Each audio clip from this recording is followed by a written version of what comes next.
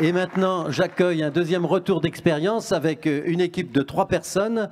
J'appelle Jean-Pierre Servant, Yaël Larose et Olivier Gien à me rejoindre ici.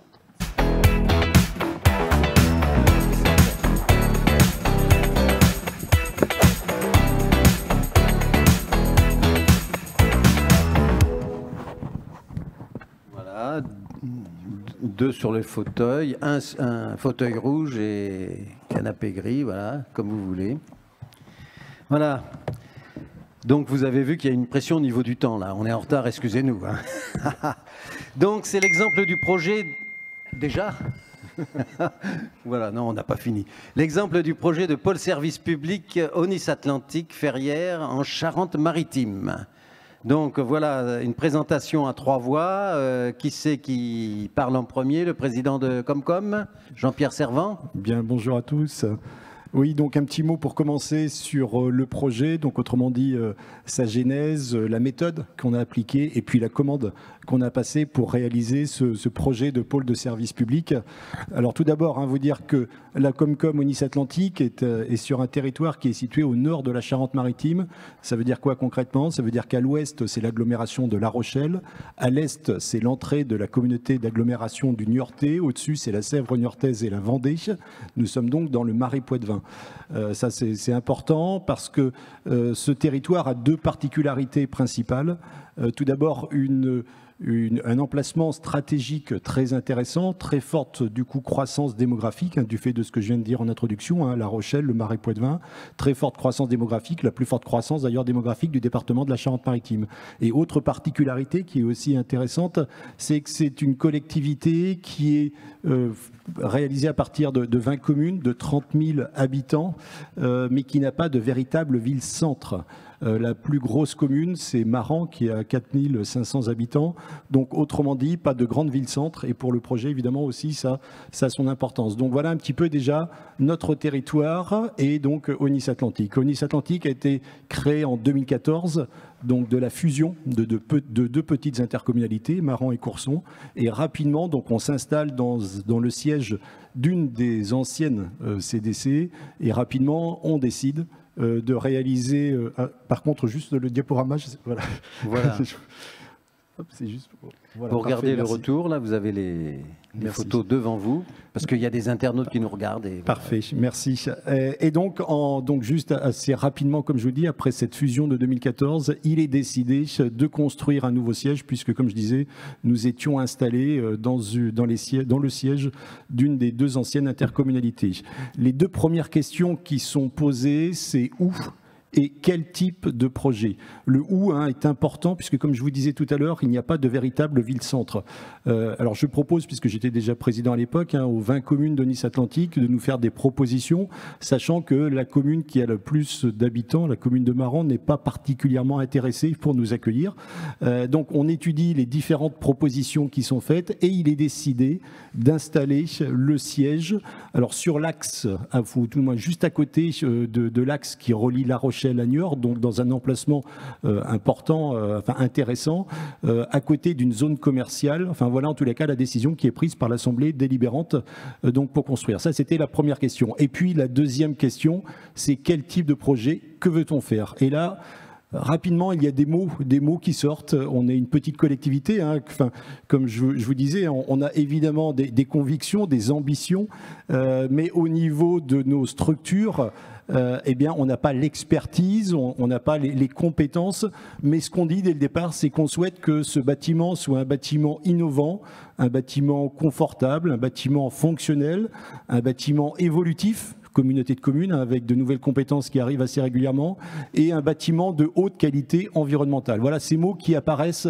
tout de suite, et nous prenons la décision de recruter pour commencer ce projet un assistant maîtrise d'ouvrage, l'ASSISMOR, Yaël Larose, qui est à nos côtés aujourd'hui, c'est-à-dire qu'on commence par recruter un AMO spécialisé dans ce domaine pour nous aider, pour nous accompagner, pour nous conseiller sur la réalisation. Mais comme je vous dis, c'est la première chose qui n'est pas habituelle. En tous les cas, nous, on n'a pas l'habitude de fonctionner comme ça. On a plutôt l'habitude de commencer par prendre un maître d'œuvre et qui ensuite s'associe. Mais là, on prend cet AMO spécialisé dans ce domaine. Ensuite, on prendra un deuxième AMO pour la réalisation, puis le maître d'œuvre, Alterlab, qui est à nos côtés ici. Mais l'ordre des choses, la méthode, évidemment, n'était pas, en tous les cas, n'est pas habituelle pour une petite collectivité comme la nôtre. Donc ça, c'est la première chose. Et puis ensuite, du coup, une fois qu'on a recruté donc les Sismor, c'est quelle est la commande. Alors la commande, comme je vous disais tout à l'heure, alors il y a à la fois d'abord des enjeux, mais avant de parler des enjeux, vous dire quand même que ce projet-là, certes, c'est le siège de la communauté de communes, mais pas seulement. C'est-à-dire qu'on veut aussi que ce soit un lieu de mutualisation. Et donc, il est décidé d'installer dans ce pôle de service au public à la fois un service de gestion comptable. Vous savez, suite à la réforme des trésoreries, eh bien, il y a eu une réorganisation et la Direction générale des finances publiques de Charente-Maritime nous dit, mais écoutez, votre projet nous intéresse et on aimerait bien du coup y créer un centre de gestion comptable. Et donc, ça veut dire que demain, puisque les travaux sont en cours, on n'est pas encore installé, eh bien, il y aura entre 25 et 30 agents qui viendront travailler aussi sur ce lieu-là. Aussi, on veut y faire une antenne de la Chambre d'agriculture, aussi un bureau pour le parc naturel régional du Marais-Poitevin, on veut y faire aussi des bureaux pour l'office de tourisme, bref, et puis évidemment une salle de réunion. Donc comme vous voyez, c'est un lieu de mutualisation. C'est aussi la commande. On veut un lieu de mutualisation de 2225 m² sur 6000 m² pour demain accueillir à peu près une centaine de postes. Ça, c'est la première chose. Ensuite, les enjeux, la commande qui est passée à Yaël-Larose, c'est de dire, eh bien, si on regarde sur le fonctionnel, mutualisation, innovant, fonctionnel, confortable, évolutif. Ça, je vous l'ai dit, donc je le répète, c'est la commande qui est passée. Au niveau architectural, eh bien, attention, c'est le premier projet d'une zone d'activité tertiaire située à proximité d'une zone commerciale. Ce n'est pas un projet qui va se faire dans un centre-ville. Donc, évidemment aussi à prendre en considération dans la réalisation du projet. Et puis, comme je vous disais aussi, on dit aussi clairement, on veut ce qu'on souhaite, c'est une haute qualité environnementale et à vous de jouer. Alors, avant de donner la parole à Yaël-Larose pour qu'il nous explique un petit peu comment il a répondu à ces questions qui étaient posées, moi peut-être en guise de conclusion de cette intro, en quelque sorte, dire deux petites choses. La première chose, c'est que tout d'abord, on est très fiers d'avoir de réaliser aujourd'hui ce projet exemplaire, innovant, structurant, de grande qualité environnementale. C'est une vraie fierté. Et du coup, ce projet nous a influencé le projet de territoire que nous avons réalisé. Nous avons signé, comme beaucoup de collectivités ces derniers temps, un projet de territoire et un contrat de relance et de transition écologique avec l'État. Eh bien, ce projet pilote exemplaire a influencé ce projet en matière d'éco-construction, parce que ça veut dire que, clairement, 2 actions de notre projet de territoire sont sur ce sujet-là. C'est-à-dire qu'il y a une action qui s'appelle favoriser la réalisation de bâtiments publics qui soient innovants et qui, du coup, s'appuient sur ce site pilote que nous sommes en train de construire. Donc ça, c'est une des actions. Et la deuxième action, c'est aussi favoriser l'émergence de filières autour de l'éco-construction. Ça veut dire paille, chanvre, etc. Donc voilà, les 2 choses qui pour moi sont importantes, la fierté, mais aussi ça nous a permis d'évoluer, évidemment d'avoir une meilleure maîtrise. Je vois que vous parlez beaucoup E+, C-, etc., E3, C2. C'est des choses, évidemment, comme vous doutez, qu'on ne maîtrisait pas il y a quelques temps.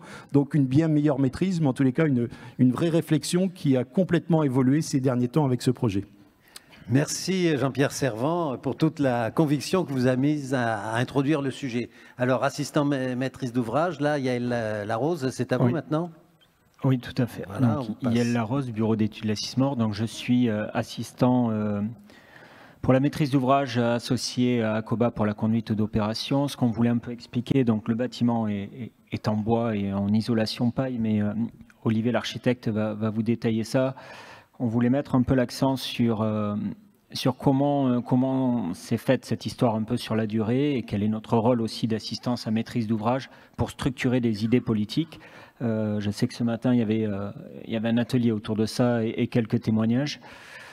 Comment les slides? Ça alors, va pas défiler. C'est à droite, là. Vous êtes dans le bon sens. Oui. Ok, ça ne veut pas. On a un problème technique. Si, ça vient. Bon, une petite synthèse générale du projet. C'est un projet global, il n'y a pas que de la paille et du bois. C'est une opération voilà, avec des ambitions environnementales, des indicateurs extrêmement chiffrés de la récupération d'eau de pluie. Bon, vous voyez les différents éléments à l'écran. Donc c'est vraiment un projet qui est en tout cas innovant pour la communauté de communes dans l'acte de construire à plus d'un titre. Là où il est important d'avoir une vision aussi, c'est sur le long terme. Ce projet, on l'a initié en 2018, donc c'est ça, si je ne me trompe pas, ça commence à faire long. Alors, ce qui est intéressant de voir dans ce schéma, c'est comment acheminer l'idée d'une ambition politique. Ça a été dit à l'instant par le président, et comment on l'amène aujourd'hui. On est en phase de réalisation avec les entreprises et les architectes, donc on voit qu'au fur et à mesure du projet, les équipes se durcissent. Donc la communauté de communes est venue nous chercher pour structurer des idées. Et ça, c'est une étape qui a été extrêmement importante. On a pris du temps pour sortir un programme. Donc déjà, pour informer une maîtrise d'ouvrage sur qu'est-ce qu'était une ambition environnementale dans l'acte de construire aujourd'hui. Et on était en 2018. Donc il faut se projeter un petit peu en arrière. Aujourd'hui, les projets paille et les projets terre se multiplient. Il y a quelques années en arrière, déjà, on y voyait un peu moins clair sur la technicité, sur l'approche des coûts, sur qui était capable de faire, sur quel projet. Donc, on a essayé de déblayer ce terrain pour ensuite lancer un concours, on va le voir juste après, dans les meilleures conditions possibles. C'est-à-dire que la paille, sur ce projet, a été imposée au concours. Voilà, on avait pris une décision, la maîtrise d'ouvrage avait pris une décision qui était de lancer un concours d'architecture en bois et paille. Ce qui a d'ailleurs sollicité, je crois qu'on a eu 110 candidatures de toute la France sur un projet de cette taille. Donc là, on a compris à ce moment-là qu'on titillait les intérêts et qu'on tenait le bon bout. Et puis, au fur et à mesure, donc la maîtrise d'œuvre est arrivée avec Alterlab et toute son équipe. Aujourd'hui, on est en chantier avec des entreprises comme Merlot qui réalisent. Et c'est intéressant de voir aussi comment un projet de 2018 arrive à se projeter. Voilà, la RE 2020 est à l'ordre du jour. Elle sera à peu près effective pour le tertiaire dans un peu moins d'un an. Et donc, c'est intéressant de voir comment nous, on va livrer là, dans un peu moins d'un an, à l'automne, comment en 2018, une simple idée politique a réussi à se transformer en un bâtiment qui soit totalement d'actualité, que ce soit d'un point de vue réglementaire, dans l'ambition biosourcée d'économie d'énergie. Et un dernier schéma qui nous paraît assez important, quel est le rôle aussi des assistants à maîtrise d'ouvrage. Donc c'est effectivement de démocratiser un peu l'acte de construire, qui est somme toute assez complexe, avec une multitude de critères. Donc on est venu nous trouver avec des ambitions plutôt généraliste, voilà, un bâtiment environnemental, économe en énergie, bon, tout le monde veut à peu près ça aujourd'hui. Donc le rôle de l'AMO, ça a été déjà de proposer des choses, d'être force de proposition sur de la technicité, sur des indicateurs. Voilà, la paille a été regardée avec ses points forts, ses points faibles. On a visité des bâtiments, donc on a fait une phase de programmation plutôt constructive dans laquelle voilà, les élus, les responsables de projet se sont appropriés ces idées. Ça nous a permis, nous, une fois ces idées validées, de les concrétiser dans un programme, somme toute, je pense, relativement bien orienté, assez technique, avec des indicateurs très clairs sur l'eau, sur l'énergie, sur la matière biosourcée. On a également isolé toutes les missions complémentaires. La maîtrise d'œuvre avait une mission complémentaire avec des compétences pro-paille, puisque c'est aussi le sujet du jour, isolé dans son cahier des charges, et on a également calibré le budget en phase de ses ambitions. C'est-à-dire qu'on a fait partir un appel à projet en phase concours avec ses ambitions, en se donnant les moyens d'aboutir et non pas s'arrêter en cours de route. Et puis l'histoire va s'écrire aussi où ces indicateurs qu'on aura fixés en 2018, on va aller les peser. Voilà, donc la performance d'énergie, on parlait tout à l'heure, je crois qu'une question a été posée sur la mesure de l'hygrométrie des murs, etc. Nous, on reste après une histoire, l'assistance à maîtrise d'ouvrage reste après une réception, après une livraison, pour aussi passer le flambeau à des équipes qui vont déménager. Il y a des gens derrière qui vont travailler dans de nouvelles conditions, et on est là pour leur passer cette culture du bâtiment qu'on aura montée pendant 4-5 ans. On va aller mesurer l'eau, on va aller mesurer l'énergie, on va aller mesurer le confort pour mettre aussi ces différents curseurs voir comment ils se joignent à un moment donné ou à un autre. Et puis notre rôle, c'est de faire un retour. Voilà, monsieur le maître d'ouvrage, en 2018, vous avez passé une commande. Comment, en 2022, on vous a livré le bon bâtiment avec le bon indicateur. Donc ça nous semblait important de rappeler cette histoire. Et puis je vais passer la main à Olivier qui va vous présenter plus en détail le projet. Il a besoin, non pas le micro, mais voilà, il a besoin de ça. Olivier Gien, vous êtes l'architecte de l'équipe. Oui, bonjour à tous, Olivier Gien, donc fondateur et associé de l'agence Alterlab Architecte à La Rochelle. Donc effectivement, on est arrivé après ce travail de programmation extrêmement bien réalisé, et j'insiste là-dessus parce qu'effectivement ce travail de complicité entre un maître d'ouvrage non sachant, mais avec des idées, avec des volontés, avec, je dirais, une forme d'exigence par rapport au dossier, et effectivement un assistant maître d'ouvrage qui à un moment est capable de traduire en chiffres, en termes de technique et en ambition quantitative la volonté d'un maître d'ouvrage. Donc effectivement on arrive sur ce projet nous après un concours, un petit visuel rapide de l'intérieur. Je voulais juste revenir à la première diapositive sur l'équipe. J'insiste sur le fait que effectivement la donnée paille était dans le programme, et ce qui nous a permis dès notre phase de candidature de répondre avec une équipe complice sur ces aspects-là, et effectivement avec notamment, je pense à Arcavois, le bureau d'études ossature bois et paille, avec Climat Conseil, un bureau d'études thermiques et fluides avec lequel on travaille régulièrement sur des projets paille. Voilà, on a pu dès la phase candidature répondre avec une équipe qui était complètement axée sur ces problématiques paille, et avec effectivement cette compétence paille, puisque cette formation ProPaille avait été faite par ces différents membres de l'équipe et ensemble, au même moment, il y a quelques années. Donc on était vraiment complices sur ces aspects, et on verra tout à l'heure qu'effectivement, la problématique de la paille, dès lors qu'on veut un peu la révéler dans le projet, nécessite effectivement une forme de transversalité. Voilà, elle ne se décrète pas, elle se partage au sein de l'équipe de maîtrise d'œuvre. Donc vous avez ici là, la globalité de l'équipe de maîtrise d'œuvre. Le retour d'expérience qu'on vous fait aujourd'hui, c'est un retour encore partiel, puisque le chantier, comme le disait Yael, le projet est en chantier justement, et l'ossature bois et la paille ne sont pas encore arrivés sur site. Je vous livre là quelques petites ambiances intérieures et extérieures. Ce que disait monsieur le président de la communauté de communes tout à l'heure, c'est l'envie d'un bâtiment qui traduisait l'identité de ce territoire, et c'est vraiment ça qui nous a motivés et passionnés dans cette aventure de conception de ce projet. C'est travailler sur un bâtiment qui réinterprète les codes et les éléments paysagers de ce territoire. On s'est vraiment inspiré de ces paysages ruraux, hein, et on a essayé d'affirmer une identité à la fois rurale, moderne et féconde, on le verra dans le projet, et puis effectivement de s'inspirer de ces paysages de plaine, de ces marais bocagés, de ces marais ouverts, pour façonner effectivement l'architecture et l'identité de ce projet. On a des petites coupes bioclimatiques, enfin les coupes du projet avec les descriptifs bioclimatiques. Je vais passer très vite. Ce qu'on peut, pour focaliser un peu sur la paille et pas sucrer complètement votre pause entre notre intervention et table ronde. C'est ça l'enjeu, une pause ou pas de pause. Non, on va tâcher de garder une pause. En fait, travailler sur des parois paille, c'est aussi se poser la question d'une relation entre l'intérieur et l'extérieur dans les projets. Et en fait, ce qui nous semblait assez intéressant, c'est qu'on travaille souvent, quand on est en paille, sur des grands débords de toiture pour protéger au maximum ces façades paille, pour effectivement générer une architecture bioclimatique. Et en fait, dans le cas de ce projet, ça nous a permis d'aller plus loin. C'est-à-dire qu'on a proposé effectivement au premier étage une forme de coursive abritée qui permettait de trouver une relation dedans-dehors pour les usagers aussi de l'étage. Voilà, donc en fait, on peut sortir sur les façades du bâtiment, et puis effectivement profiter de cette espèce de double enveloppe, double façade qu'on voit sur cette perspective aérienne. Donc on a après un façonnage comme inspiré un petit peu des saules tressés des marais, et donc voilà, qui vient servir de support de végétation.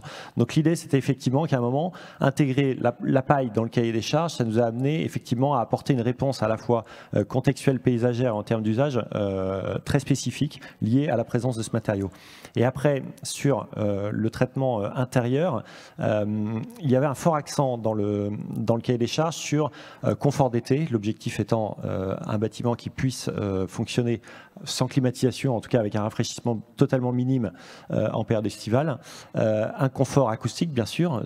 La communauté de communes faisait le choix d'un équipement un peu restreint en taille avec des bureaux en open space, donc le confort acoustique était vraiment une donnée extrêmement importante. Et puis il nous semblait que la régulation hygrothermique était une donnée essentielle pour, je dirais, livrer un bâtiment confortable et moderne.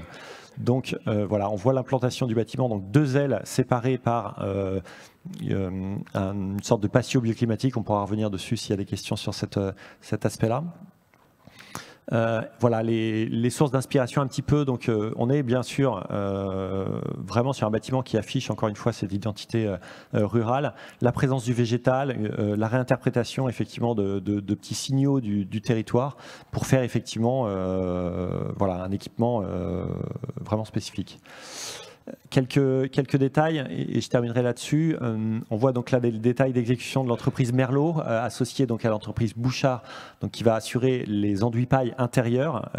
J'insiste sur le fait qu'on a souhaité que l'entreprise qui réalise les enduits soit sous-traitant du lot Saturbois, voilà, pour vraiment arriver à avoir une parfaite complicité entre ces deux entreprises et pas faire de maillage forcé entre deux compétences qui nous semblent fines à manier ensemble. On retrouve effectivement un système de caissons préfabriqués avec tout ce qui a été décrit sur le projet précédent. On est un petit peu dans les mêmes thématiques. Et puis on voit sur le détail de gauche, effectivement, ce que je disais en préambule, c'est-à-dire un petit peu la manière dont la paille va avoir des interactions à la fois sur les revêtements intérieurs, à la fois sur le confort acoustique, le confort hygrothermique, le confort thermique, et puis effectivement sur les comportements extérieurs des façades, et donc la nécessité effectivement d'avoir une équipe complémentaire, soudée et connivente sur des projets paille. Je vais m'arrêter là, on est à peu près dans les temps. Très bien, là. Merci en fait pour cette présentation extrêmement dynamique qui tient compte de la gestion du temps. Les questions maintenant de la salle. Voilà, il y a des questions ou de nos amis internautes. Pas de questions? Le petit cuicui? Ah, si, il y a une question. Si, quand même. Vous avez tout dit.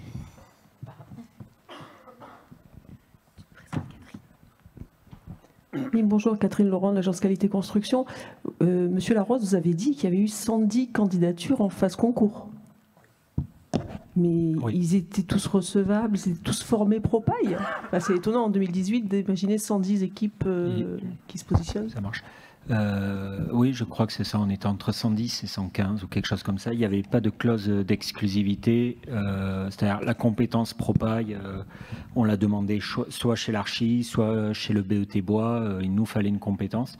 Donc sans clause d'exclusivité, bien sûr. Il y a des montages d'équipes qui sont faits aussi de très très loin. Hein. On a eu des bureaux d'études d'Avignon. Enfin, on a eu un peu de tout.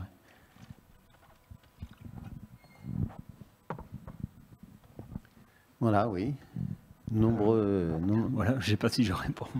Voilà. À la question, oui, c'est surprenant. Oui, en plus, c'était un contexte où le contexte était plutôt pas favorable pour recevoir autant de candidatures. Voilà, il y avait du travail, donc c'était assez surprenant. Ce qui montrait l'appétence à l'époque. On a lancé le concours en 2019.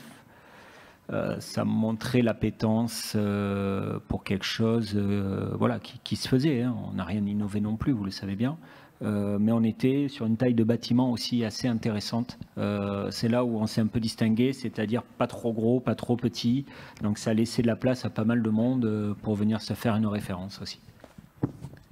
Juste en complément de réponse, effectivement, autant de candidatures, c'est sûrement lié au fait qu'il n'y avait pas d'exclusivité demandée sur les bureaux d'études, ce qui est parfois ce qu'on retrouve dans les candidatures publiques. Et j'insiste sur le fait que c'est aussi quelque chose qui était intéressant parce que ça évite, ça permet effectivement de proposer des équipes avec une bonne connivence et une bonne complicité. Voilà, le jeu des exclusivités peut faire réaliser des mariages forcés dans des équipes de maîtrise d'œuvre et évite parfois effectivement de venir présenter des compétences plurielles au sein d'une même équipe. Mais effectivement, l'effet induit, c'est un grand nombre de candidatures. Oui, on avait aussi évité, même si c'était regardé au niveau du jury, l'effet une équipe qui avait déjà construit cette typologie de bâtiment. C'est-à-dire que ça a ouvert la porte à des équipes qui n'avaient jamais fait de paille, qui voulaient le faire, qui avaient fait des formations, etc. Donc tout ce phénomène combiné nous a amené à autant de candidatures. Une autre question ?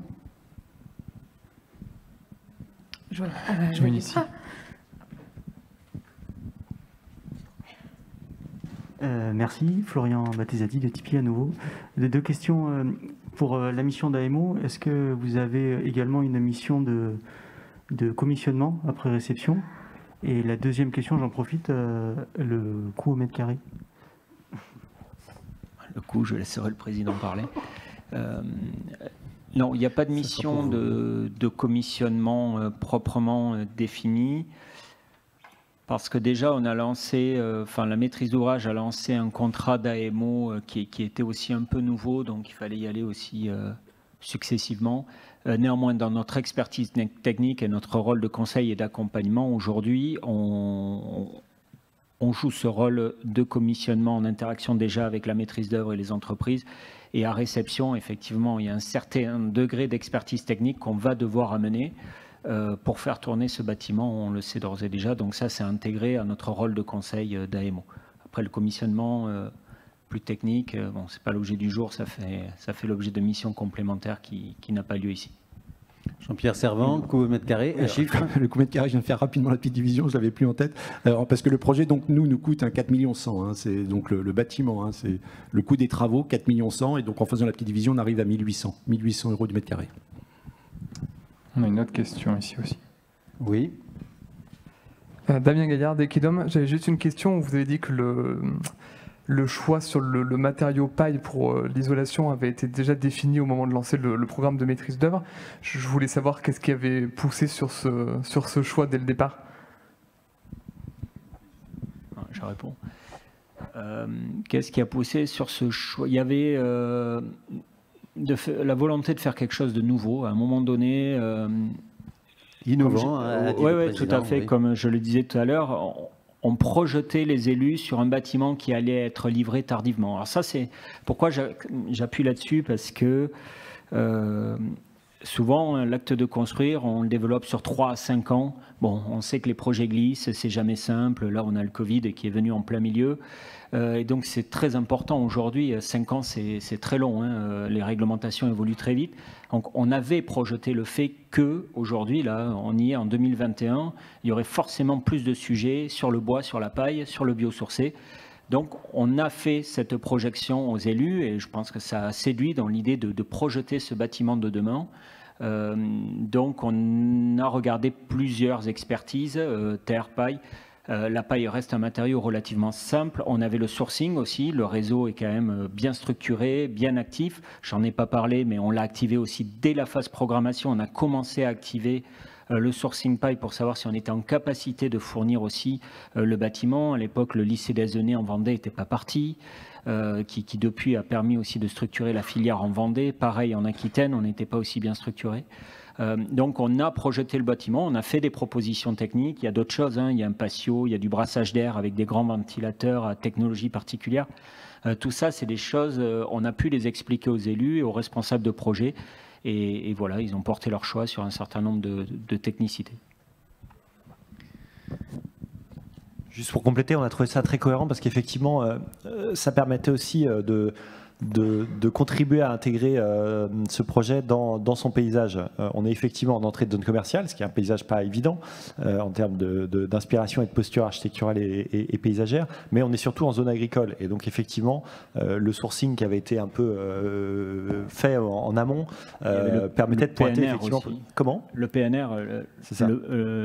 On est en zone de PNR.